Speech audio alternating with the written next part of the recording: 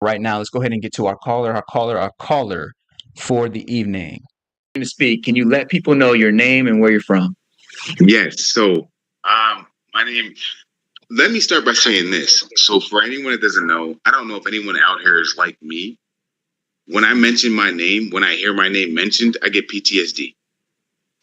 Reasons why we go by twin. So, my name is Kamar. Yes, well, yeah, I got a little PTSD of it. I don't like my name. I don't like my name, last name, none of it. It's crazy. You're gonna see in a second. I need to heal. I really need to heal. One thing about me is that I've had a hard life. I've been alone my entire life, and I know it's crazy because I'm a twin, but we've been separated before, and even now, I'm 36 years old, and I'm still very, very alone. And this world is crazy. But one thing I know is that working with you, Dr. Shawn, is that love's the highest frequency. I need to heal. I can't heal. I don't know why.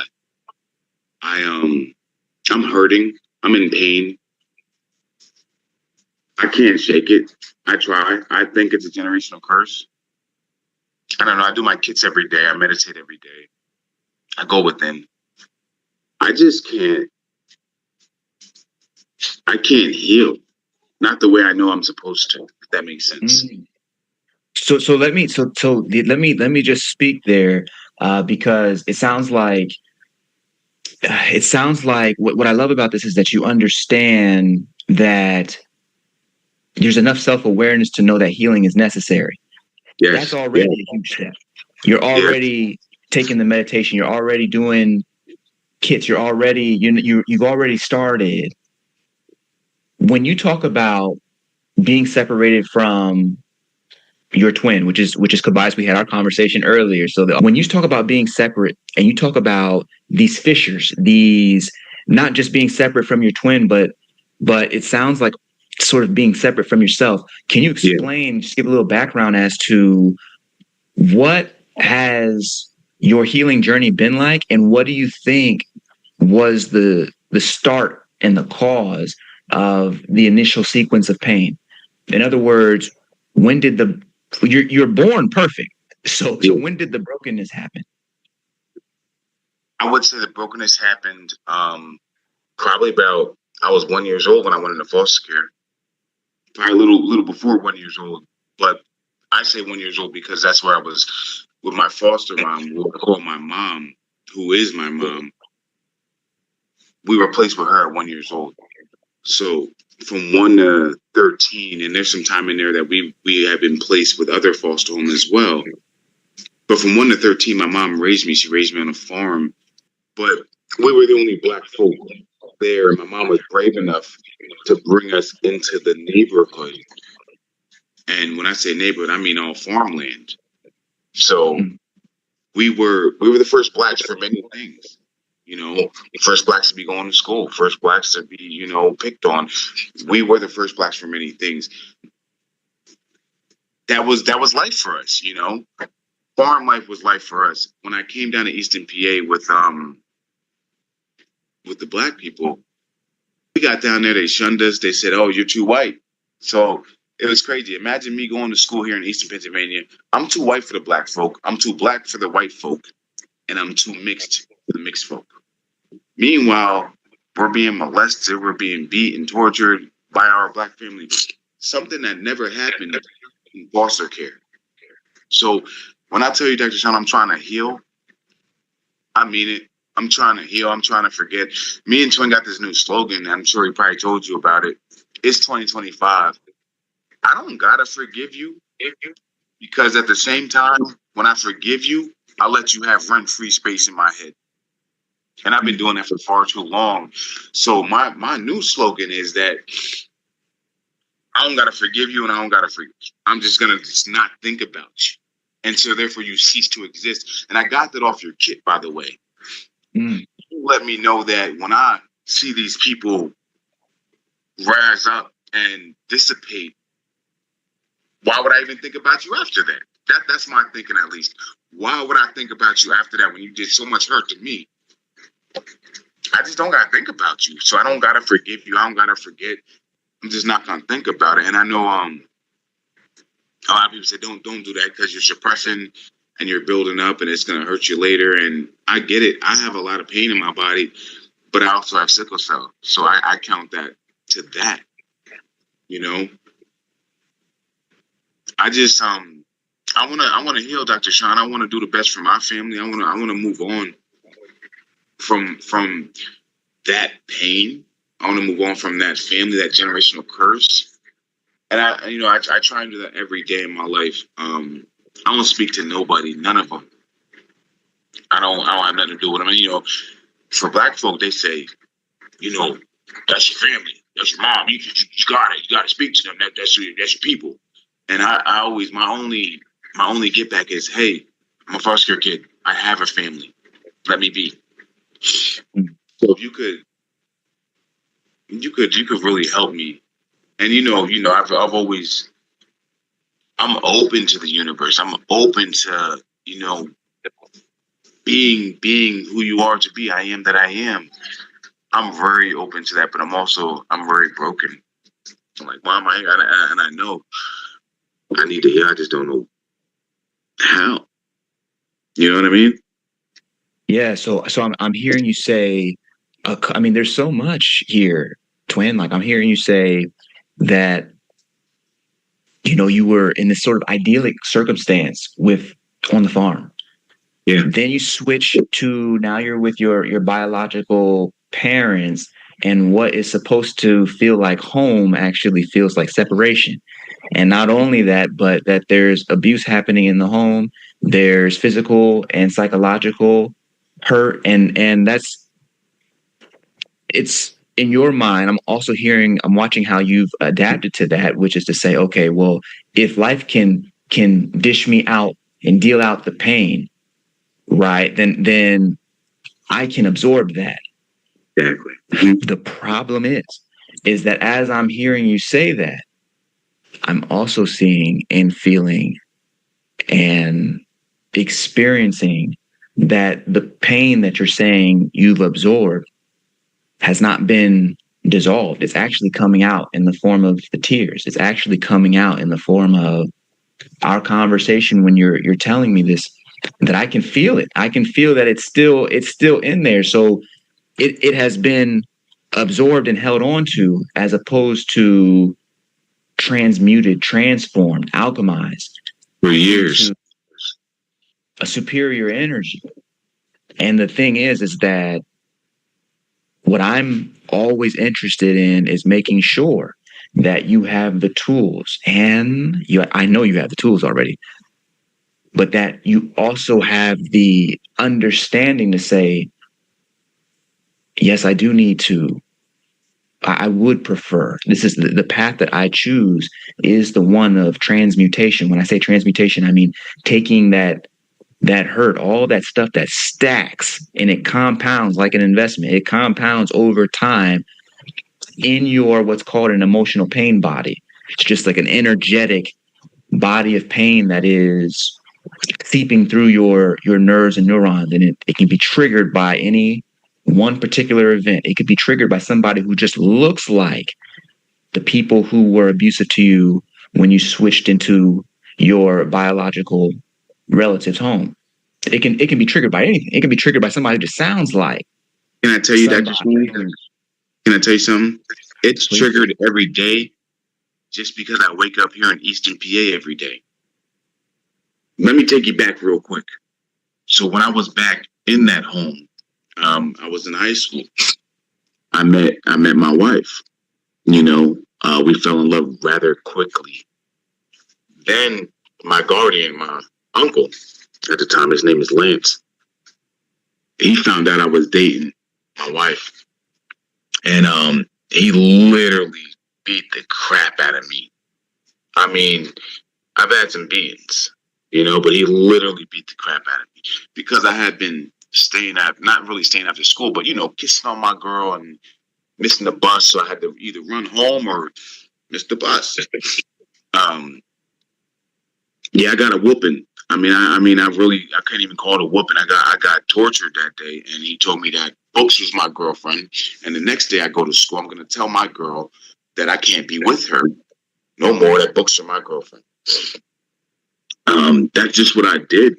I was 15 years old. I was so beaten, I bruised all over. So I told my boy, hey man, just tell her that I can't be with her no more. And that's crazy. My wife doesn't even remember that. She just remembers that she went to Mexico for the summer, and we just didn't speak after that. But after I left out to Arizona, and then I ended up coming back for my wife at 25. And part of me says I probably shouldn't have done that because the person that being tortured us lives less than a mile, but across town. You know what I mean? So I can literally drive past that neighborhood where I was beaten, tortured every day if I wanted to, but I still live in the city. So it rags on my mind every day. And, you know, a lot of people don't realize like that is why we are literally hermits in our own city, because I don't want to go out. I don't want to run into anybody. It's enough just being here in a city called Eastern PA.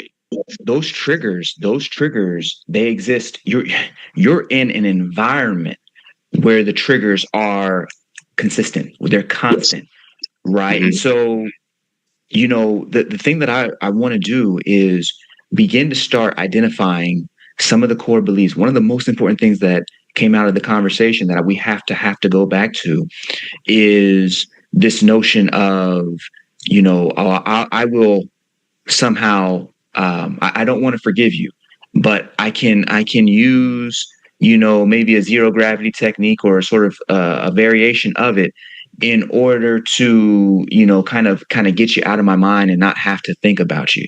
Right. And therefore, because you don't exist to me, there's nothing to forgive. Right. To me, and I think you already caught onto it, which is that to me, that suggests more of a suppression, right? Or a repression.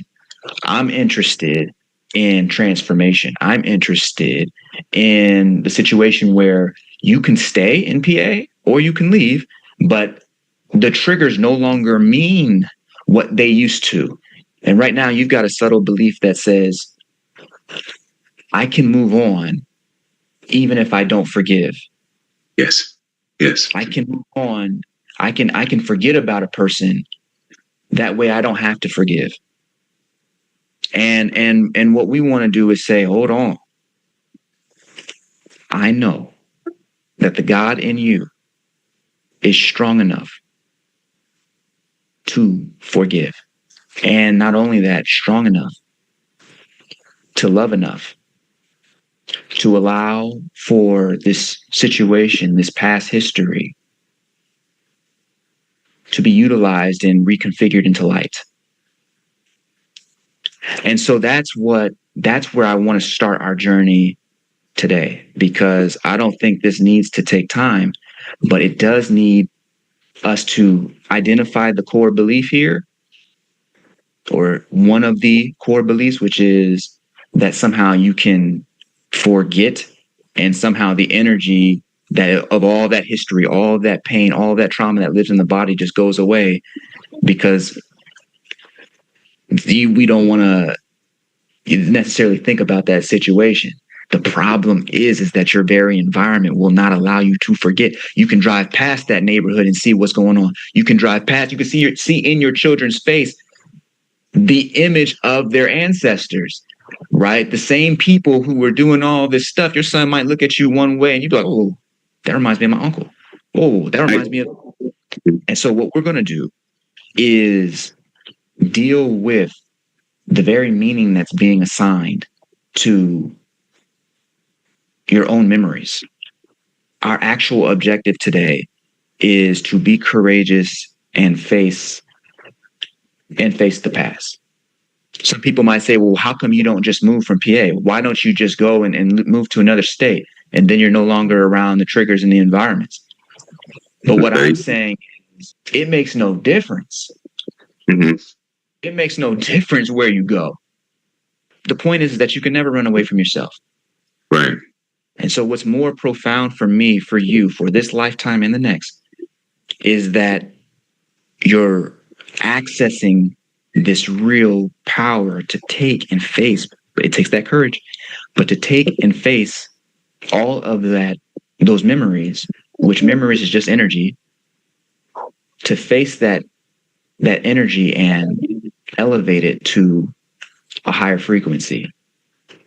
The clinical psychologist would say we're going to take the memory and assign a different meaning to it. For this exercise, we're going to go back into the memories of childhood. I'm going to say the things as I see them, because I'm going with you. And because you brought up the zero gravity technique, I'm seeing you using the zero gravity technique in order to push, to not have to forget, or rather to forget something. Today, we're going to use the zero gravity technique for its appropriate use. Got his little nephew for me. Say hi, everyone.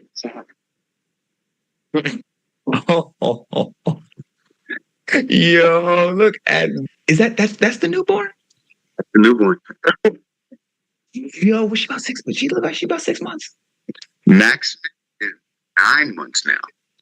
Parenthood is a spiritual practice, right? And so when you have these children come through and you can feel this love. Maximus is 9 months. He don't know your name. He don't know who you are. You know what I'm saying? Like, he knows who you are, of course, but he doesn't know the full, he doesn't know your story. Mm-hmm. It doesn't matter. He's still the most important person in your life.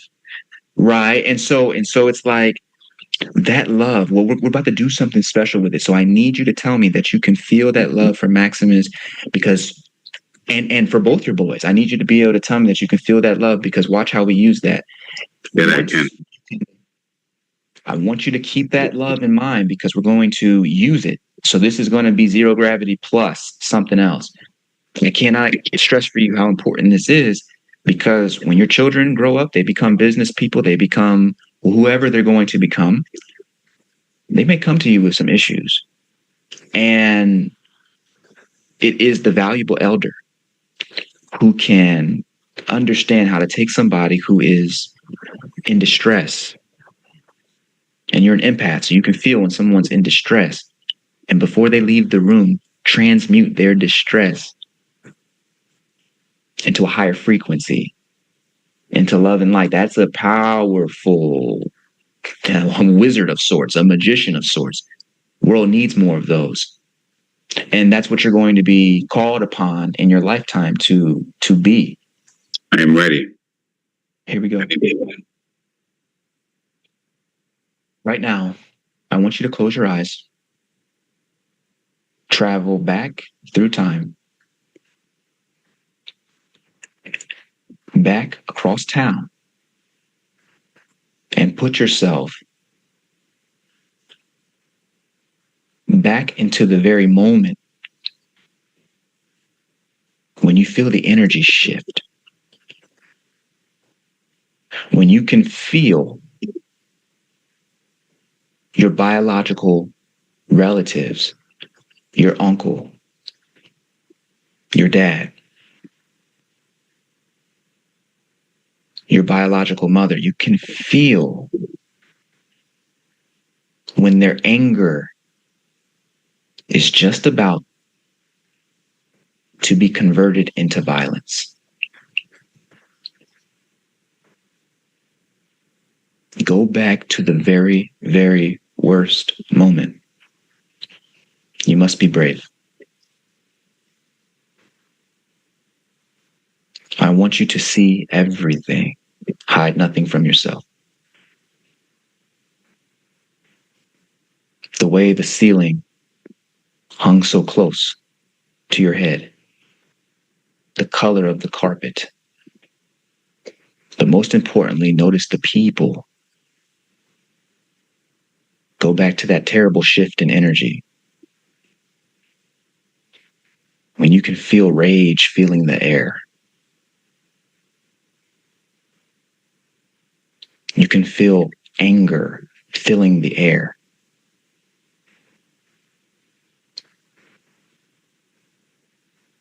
And you can feel violence filling the air, the atmosphere.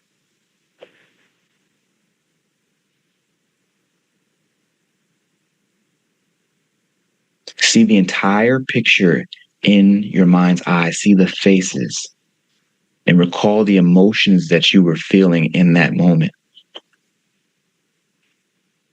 The emotions that get you to say, God, why am I here? Why is this happening to me? How could they do this to me? I thought they loved me. Feel those emotions as you're looking back into the face of this perpetrator, the one who abused. Feel that sense of powerlessness,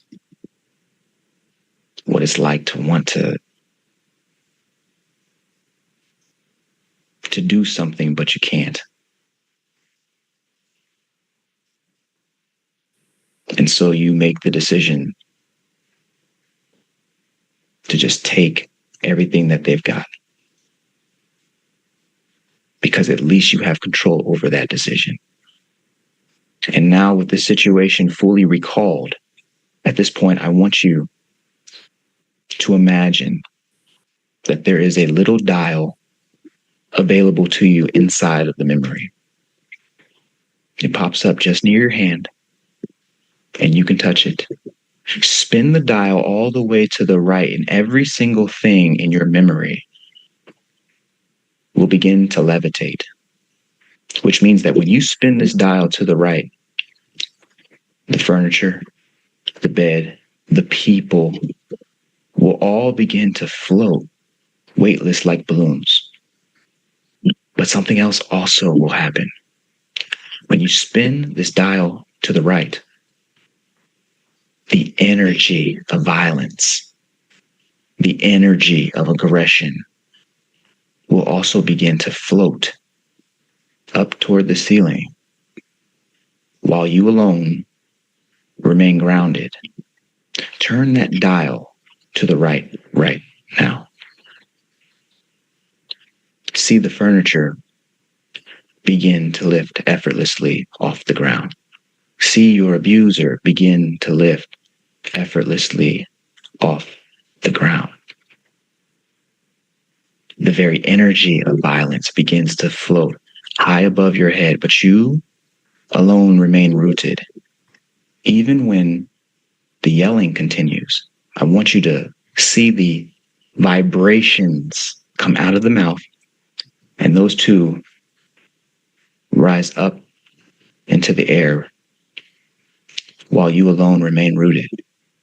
You can sense most easily that divine love that you have for your sons in your chest right now. I want you to see that divine love as a ball of white light circulating in your chest. Feel it. This is the love of your sons. And as you stare up inside of this memory, as you're staring up at this abuser, the divine love that you have for your sons, I want you to imagine that as a white light that is now shining, penetrating, and entering into the abuser, into the furniture, even into the energy and emotions that were once negative. Every single thing that is floating above you is going to be blessed by this white light of divine love. Yes, this love can go there. And when you see this love enter into every single thing that's floating above you, the abuser, the furniture, I want you to see them shine with love. Go. That white light emanates from your chest. It explodes through the room, and every single thing above you that was once so heavy is now floating and being infused with love. Watch the furniture radiate, become radiant with the white light of love sparkling through it. Watch the energy that was once violent become itself loving. Love infuses it and turns it into itself. Watch this love enter into the chest of your abuser, which is really just an aspect of yourself. And watch this love enter into their chest and remove all that is not itself. The love enters into their chest. It washes away all of the darkness until their very inner body is glowing with this radiant white light of love. The grimace that was once there erases, and their face falls into calm. And then their face falls into gratitude. They look down and they see you. And I want you to see them saying, thank you. They say, thank you for healing me. Thank you for doing what I could not do for myself. See now that that white, radiant glow of love light that you once placed in them is now returning back to you. But this time, it's shared, filling the entire room with a radiant white light. It spreads out into the entire home, not just the entire home, the entire block, not just the entire block. It stretches out and in a flash takes the entire city. The city is now love. The city is now radiant with the white light of love, and you know that because you put it there. And we all say thank you. That white light of love trails back to the present moment. And you can feel it right now. And when you're ready, you may open your eyes.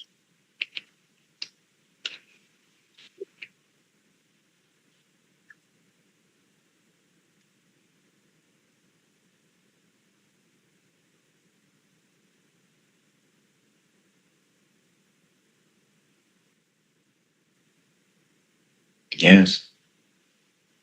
My question is, what is the feeling inside of your body? Not to the thoughts, but to the feeling. What does it feel like for you now? A little bit like relief. A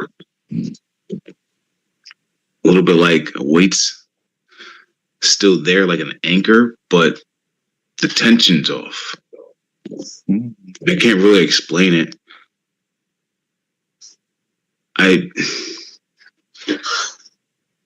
It's just like you ever felt like you're holding the world up and now today just for a minute you ain't gotta hold it. That's literally how I feel right now. That's how I feel.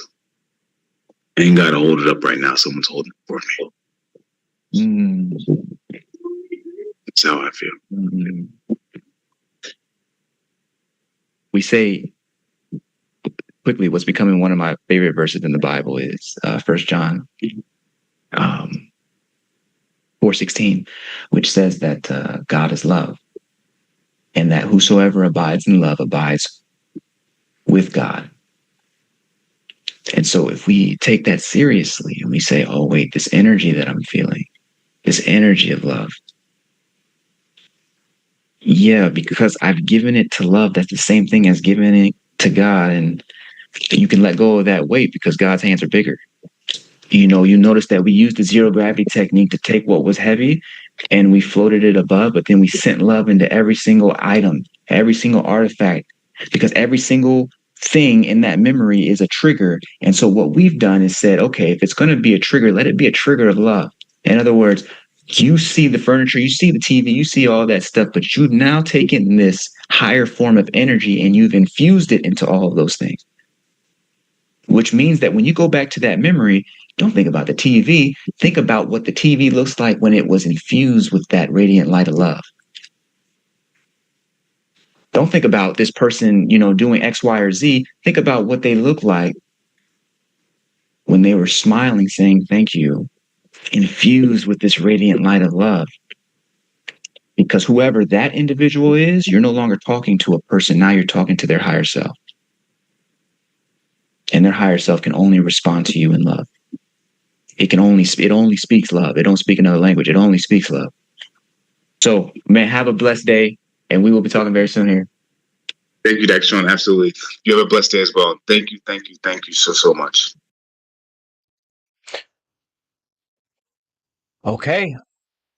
Okay. Twin, shout out to you for putting that work in. Absolutely. Shout out to you for putting that work in. Folks, do you see what we did? The principle is that love is the original nature of the soul. Behold the soul, it is that circle. You understand? No beginning, no ending, it is eternal. However, the pattern where we run into issues is that once that eternal whole nature gets split, it gets bifurcated. Someone comes along and starts to believe that they are a me and that everything else is a not me, is a non me, is something else external. That separation creates a need for protection. That's the pattern. And that need for protection, based on that separation, causes us to forget love. That's the pattern. Remember the path, and you just got to see it. You just got to see it. That the path is to retrain the spirit, retrain the mind, retrain the attention to see love everywhere. And so, what Twin was just able to do with his own vulnerability, with his own capacity to step forward and do the work on camera, you're able to see him use a conscious transformation technology. These are called kits. One of them is called the zero gravity technique. We did a zero gravity technique plus, a zero gravity plus tonight, which is where we lifted everything that was in this negative memory and then we infused it with the light of love. Are you understanding what's happening? If everything in Twin's environment was formerly a trigger that reminded him of this negative trauma, reminded him of this negative past, what does it mean then? If we go into those very memories and impregnate every single component of those memories with this light of love, oh, that would fundamentally change the relationship that those images stored in Twin's body mind have on his life. It changes the relationship that Twin has with his memories. Are you seeing the profundity of this? We're changing the relationship that Twin has with his memories by accessing this divine light and actually directing it into the memories themselves. Because now it's no longer a person remembering this abuser. Now it's a person remembering a person from their past, a member of their family from their past, but that person is now infused with love.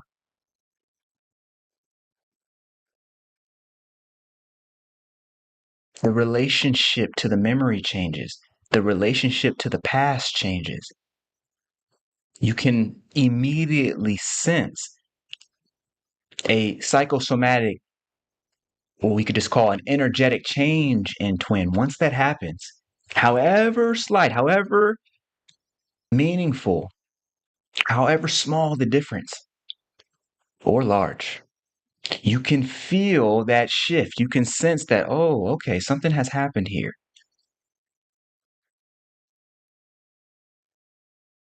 That if there is still separation, that it is being absorbed into a larger, infinite whole.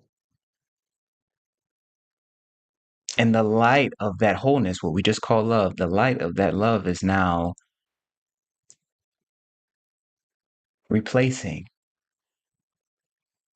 the fundamental sense of separation. And Twin is coming back to a place where he recognizes that, oh, wait,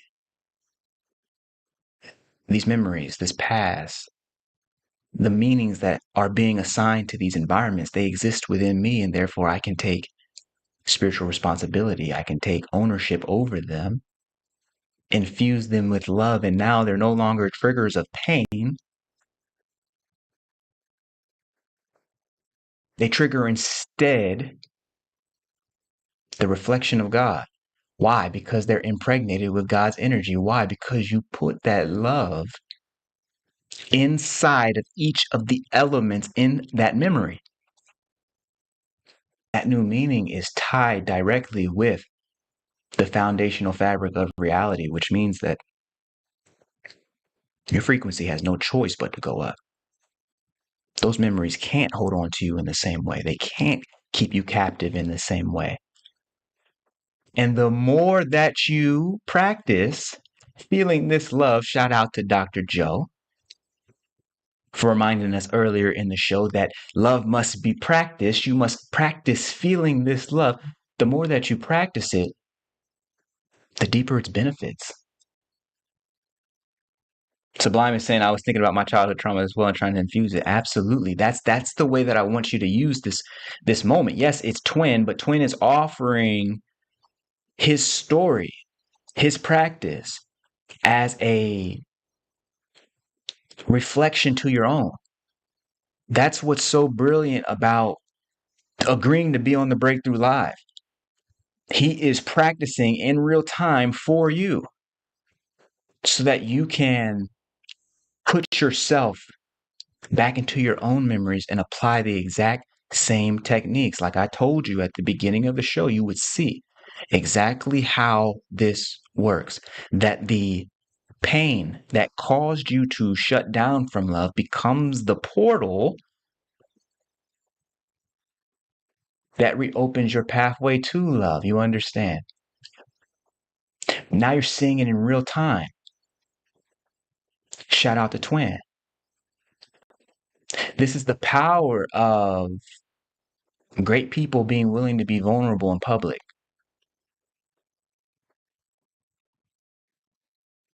That's how we can get to these powerful breakthroughs.